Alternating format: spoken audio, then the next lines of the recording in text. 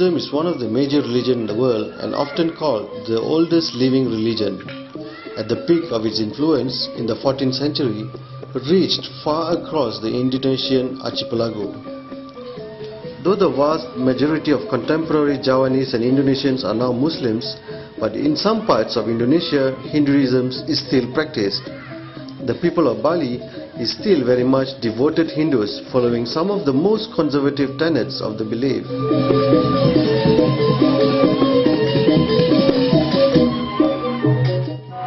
Ini merupakan persembahan untuk umat Hindu. Persembahan ini kan ditunjukkan untuk Tuhan, bahwa untuk menunjukkan rasa terima kasih kita kepada Tuhan atas segala nikmat dan rahmat yang diberikannya selama. Kalau kebetulan untuk kehidupan beragama di Bali sendiri itu kita nggak pernah membedakan antara yang Islam maupun yang Kristen ataupun Buddha, karena kita di sini ingin hidup selalu rukun. Biasanya kalau kita hari raya kita pasti kirim makanan kepada mereka, dan mereka pun kalau hari raya mengirimkan makanan kepada kita. Balinese Hinduism is deeply interwoven with art, ritual, and is less closely preoccupied with scripture, law, and belief.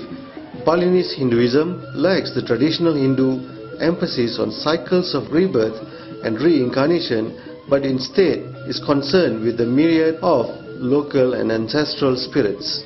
If we are going about the practice of Hinduism in Bali, every people in Bali usually practice religion every day.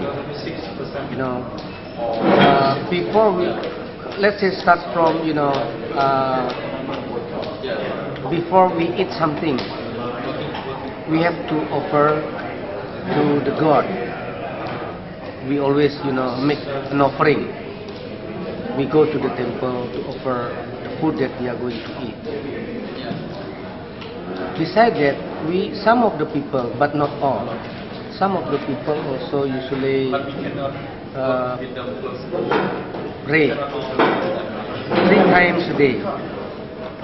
At 6 o'clock in the morning, 12 o'clock at noon, and also at 6 o'clock in the evening. That's the common practices in Bali in general. But outside of Bali, because some of the people also stay in Java Island, in Sumatra, they do have a temple also. They cannot go to the temple every day, of course. But at home, they have a small temple. We also practice, religion every day, 3 times a day. But at home, not go to the big temple. Yeah, that's what happened. Not only in Bali in general, but also outside of Bali, because every islands also build a temple if they have some people having Hindu religion. Yeah, that's the common practices of Hindu religion. In religion, of course, our ancestor is from India, but we adjust with our culture in Bali. Not totally the same like in India, because I know that I've been to India twice. The practice of Hindu religion in India is a little bit different. In India, you don't have special offering, big, what we call it in Indonesia. In Bali is banten. You just put the fruit or whatever you have. But in Bali or Indonesia in general, we have to make special, offering, what we call it banten. Okay. Yeah, using the coconut leaf.